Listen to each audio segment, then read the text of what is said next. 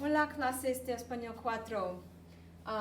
I want to explain to you guys the intercambio oral so you're not panicked, so you can realize that this is something we've been working toward, and I can hopefully answer questions that you have.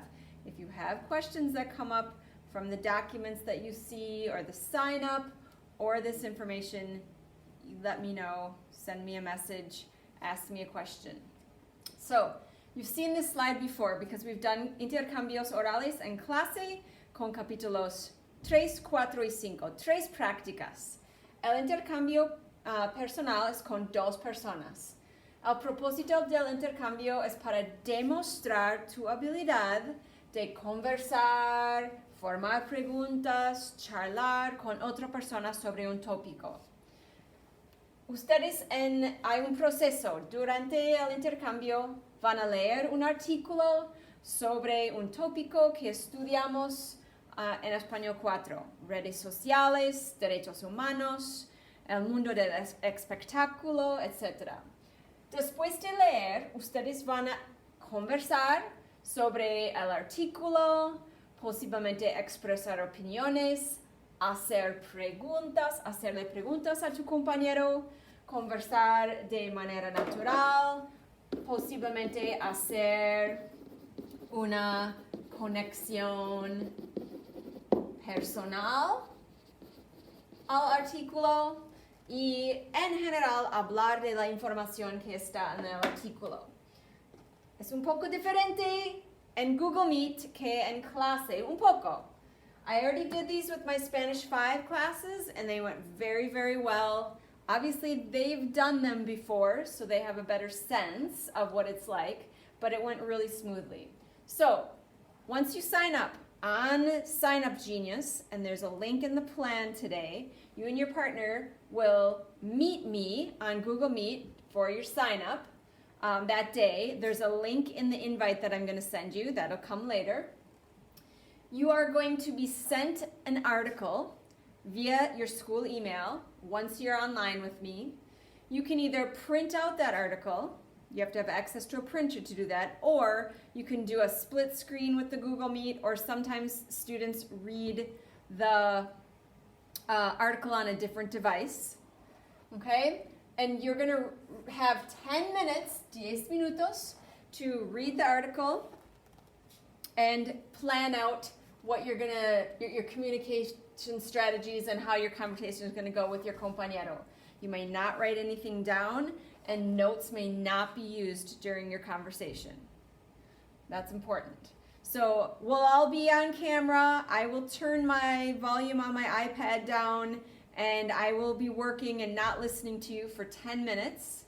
And then I will come back, and when I come back, then you will have your conversation with me observing, and I'll have the rubrics. I'll have my mic off because I don't want to disturb you, and you're going to do your conversation for 8 minutos. So 10 minutos para preparar, 8 minutos para hablar. And I don't know why, but this is missing a B. Buena suerte. You have been preparing for this exam since the first day of class. I know we're rusty because we haven't been speaking Spanish. I've put on the lesson plan today some ideas for, remember that working vocabulary, getting those 10 words per chapter that you can use, that you can put in there, and some ideas for how you're going to practice with your compañero. There are practice articles, lots and lots of practice articles, so you and your partner can go through this process with each other before you get to the day where you're going to do this with me. Please take a look at the rubric. Remember, on the rubric, there are things that you're going to be asked to do, like incorporating vocabulary from the chapter of the article. If you have an article on redes sociales and the only word that you use that you learned this year is redes sociales, you're going to lose points on vocabulary. The other one that really gets people is gramática. At an intermediate mid-level, you should be able to incorporate at least twice 2 other verb tenses besides the present tense. So when you're practicing, practice that. Can you use the presente perfecto? Can you use the presente subjuntivo? Can you use the futuro, pretérito imperfecto? Create questions that are going to lead your partner into those verb tenses, and that's something you can practice. All of those things are going to be things you're going to think of. And then when you are practicing, after you're done, these are the questions that you should be asking yourselves. Did you use a variety of vocabulary and verbs? Did you give a lot of details and express your opinions over the article? Did you use a variety of verb tenses in addition to the presente? Did you use the preterito, imperfecto, futuro? How was your fluidity? Pauses are normal. It's those unnatural pauses that we're going to try to avoid. Could your partner understand you? And if they couldn't, how did you guys remedy that?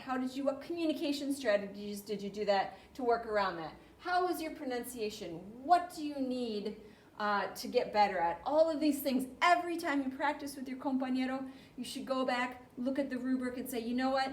I don't know if we did this. I think we need to use more vocab and things like that are going to help you do a better job. Because although you're conversing in a natural manner and it's not scripted and it's not written down, practice always helps, especially in this case when we haven't been with each other every day for the last month.